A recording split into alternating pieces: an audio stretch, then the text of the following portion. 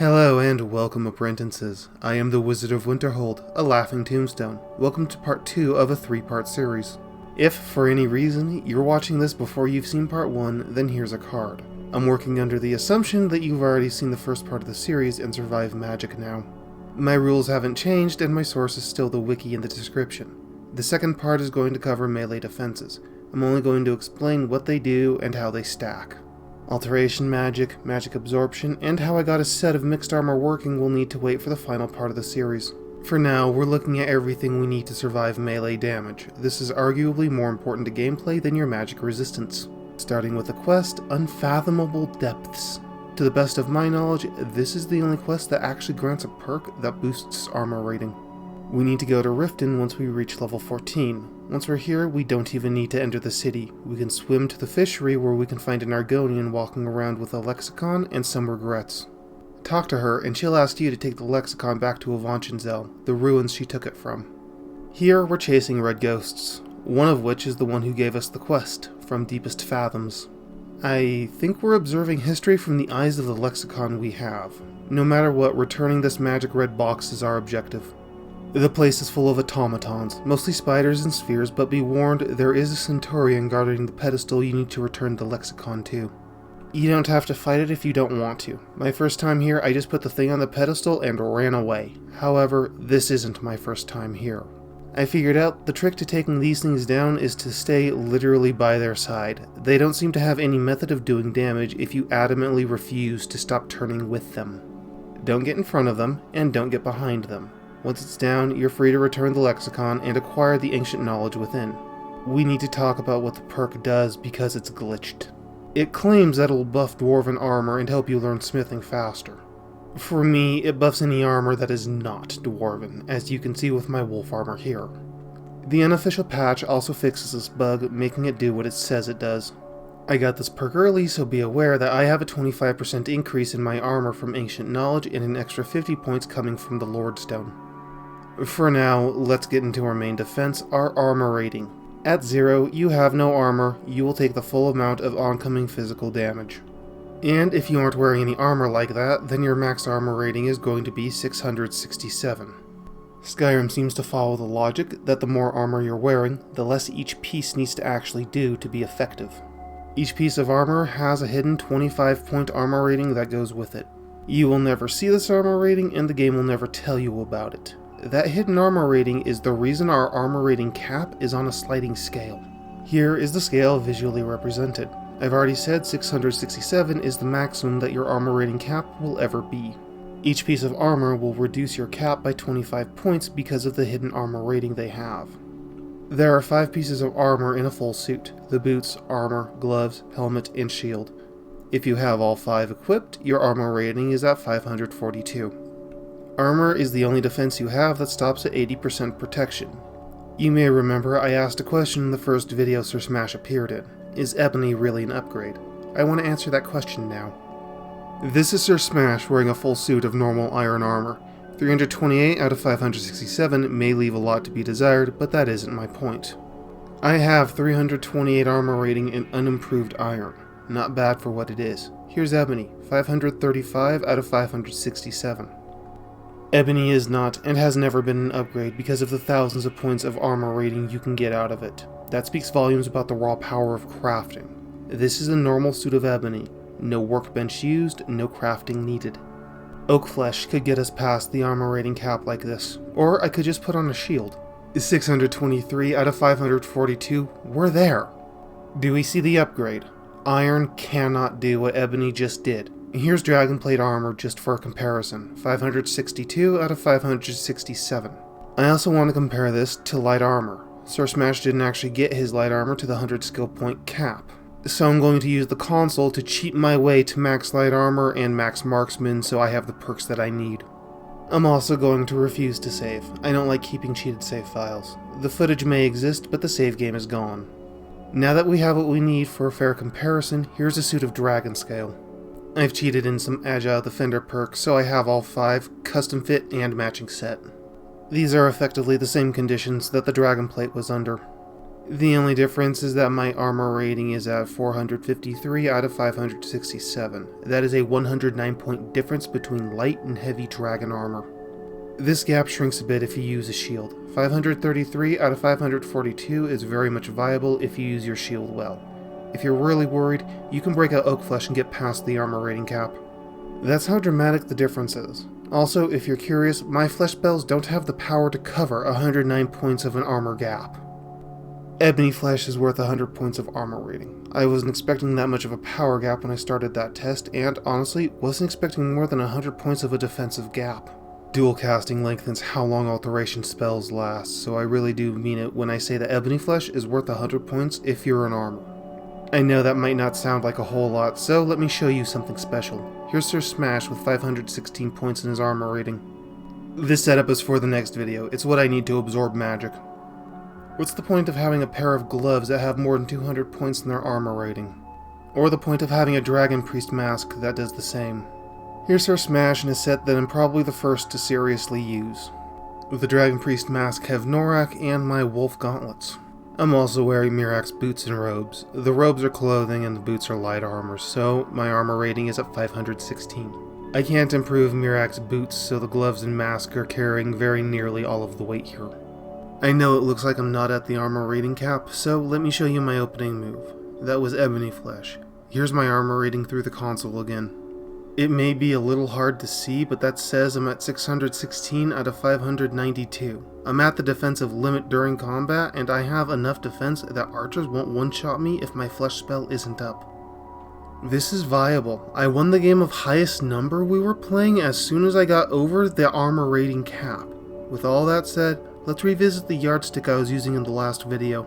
Here's Joe looking at an enchanted Daedric Warhammer. Now, in the last video, I explained how to get the 90 points of magic damage we take from that thing on Legendary down to 2 or 3 points. We're still taking 87 points of damage because the magic defense won't stop physical damage. Our armor can help out a lot, so if we take that into account, damage taken is now 19-20 points. I suck at math, so I went and found an online calculator that I used for the percentages I'm giving you here. If my understanding of everything is correct, then we've just decreased damage taken down to about 20 out of 177 points thanks to our defense. That's about 11.3% of incoming damage that we actually take. There's a bit your armor isn't able to defend against. Physical defenses will not and cannot stop elemental, magic, or poison attacks. I already covered how to defend against the elements and magic in the last video and intend to cover poison damage in the next video. So let's move on to blocking. If I understand everything correctly, I should be able to get the final damage we take from that battle axe down to something more like 6 out of 177, a petty 3.4% of damage that actually gets through. All we need to do is block with any melee weapon or a shield.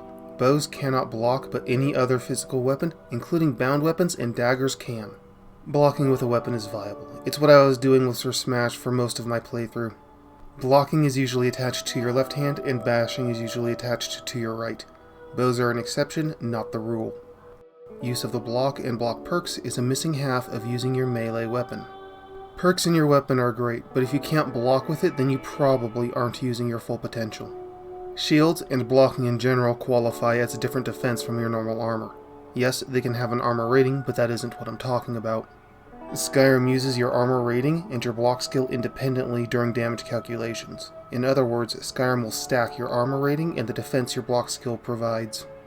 Here's Sir Smash taking on a giant to get land rights in Dawnstar. This is still early in his career as a warrior, as evidenced by the heavy armor. As you can see, just introducing the notion of blocking greatly reduces the damage I'm taking from that giant.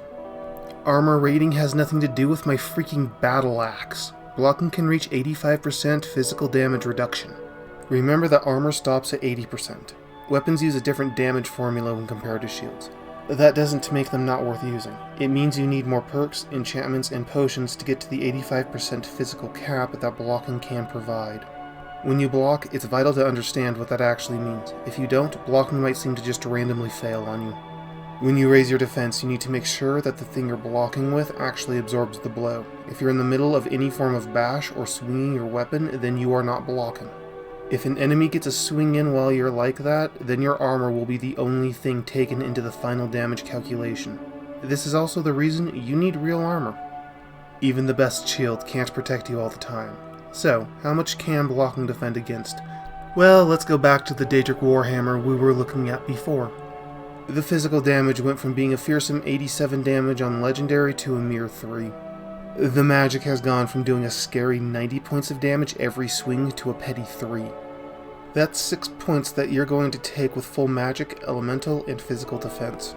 We're still talking about one of the scariest weapons Skyrim can hand an enemy. These numbers are likely to float around. Not just because of the perks that some NPCs will have either. As this comment from my last video explains, NPCs gain slightly more damage every skill level they have until their melee damage doubles at 100 skill. I didn't take this into account because I honestly didn't know about it. Thanks for filling me in. So, let's fix my bad math to be a little more correct. It should be no real surprise that the melee damage doubled to about 5. If we include the enchantment and round up, that should bring us to about 7 points of damage, maybe 8. It costs a bit of stamina every time you successfully block. That's why I've invested in it so heavily. By the release of this video, Sir Smashed is at level 66. I've invested 15 levels into my stamina, so I have enough to block anything. My magicka stands at 190 without any Fortify Magicka effects, and my health is at a respectable 510. That was enough to make this build work. The perks sitting in the block tree make the stamina needed to use it like I am here even more worth the time. Shield Wall is your basic root and upgrades the basic effectiveness of all blocking. Not just your shield, but the blocking power of your weapons and torches will be enhanced too.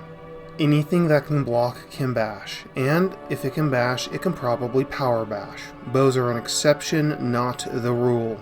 If you've never really used block before, then a power bash may be a little foreign. Here's how it works. The right-hand side of the block tree is dedicated to improving your bash. That is the only function that these 3 perks serve. At first, it starts with a perk called Power Bash. This unlocks a move that looks like this. Here's what it looks like when you Power Bash with a shield, and here's a one-handed weapon doing the same thing. Deadly Bash is the next perk. It's just a damage amplifier for Power Bash. It can matter, but doesn't really. What matters is the next fun perk, Disarming Bash. There are some conditions, but once you get it, you can disarm your opponent, take their weapon, and then take them down with it. You only have a 50% chance to disarm your opponent, and it only works if they're swinging their weapon. If you don't time your Power Bash correctly, you won't be able to disarm your opponent. As you can tell, reducing your opponent to a dagger and then just their fists makes the game a lot easier. Defeating your opponent with their own weapon takes a little bit of luck. This footage only exists because I'm a two-handed warrior and all of my potions work to enhance what that axe is doing. However, the footage still exists.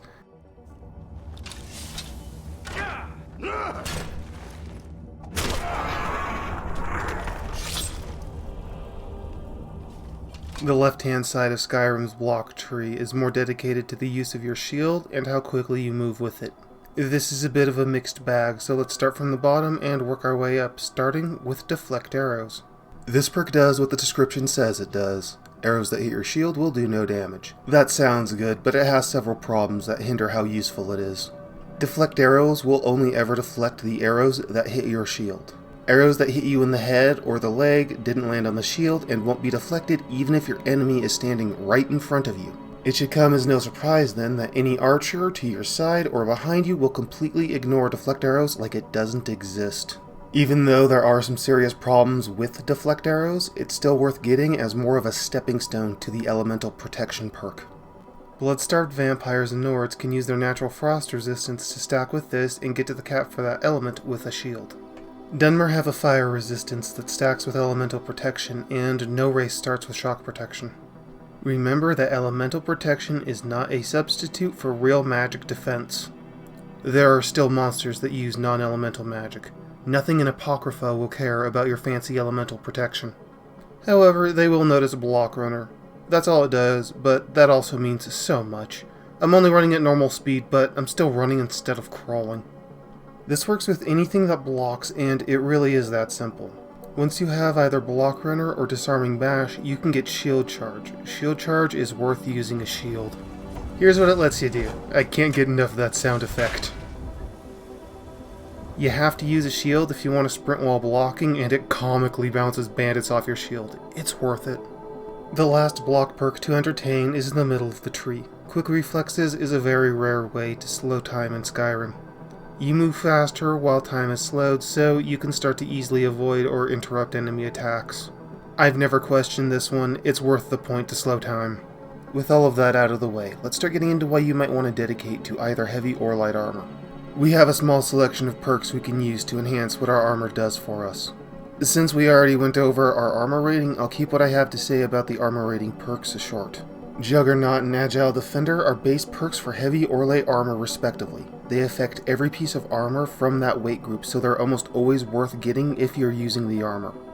Custom fit, well fitted, and the matching set perks all require a full suit of their weight to work. That isn't a problem if you're hard dedicating to an armor tree. I'm running a mixed set with Sir Smash. My best options are to either make sure I have a way to recover hard dedicated perks, or don't invest in the first place. Now let's start with our heavy armor perks. Fists of Steel seems like a good place to start. Instead of being a perk that enhances your defense, this one turns your defense into an offensive skill. Fists will take the base armor rating for your heavy armor gauntlets and adds that to your unarmed attack. Fists of Steel is part of being a brawler in the same way that drinking water is part of being an athlete or electricity is part of being a gamer. We aren't talking about something you necessarily want, this is something you need. Now, the perk after that is a little more questionable. Let's talk about Cushioned. This one sounds like a good idea, so let's try it out. Nightcaller Temple is the tallest cliff I could find quickly, so let's get to jumping. This is my normal setup, a mix of heavy and light armor.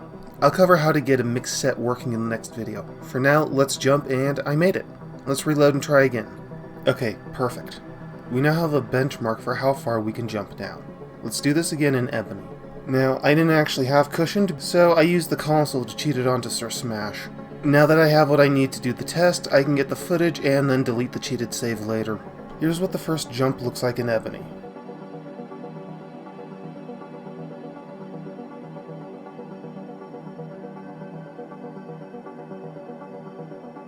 That's somewhat promising, so let's see what happens with the second jump. I'll let you decide if that's worth the perk point. I usually forget I have this perk at all. Conditioning may make the previous perk worth the point. It's the perk that makes the heavy armor you're wearing weightless. If you aren't using the Steed Stone and your armor is weighing you down, this is probably your best option. There are two more heavy armor perks we need to talk about. The first is Tower of Strength. This one is well worth using. I know it may be hard to notice, but being staggered is a big part of Skyrim. It's the main effect that the famous Unrelenting Force Shout uses. This also stacks with the stagger reduction you can acquire by meditating on Foos, so it can really matter against Draugr bosses who like shouting. Let's move on to light armor. I'll cover both Reflect Blows and Deft Movement together later. The first light armor perk to talk about is Unhindered. It's just a light armor version of Conditioning.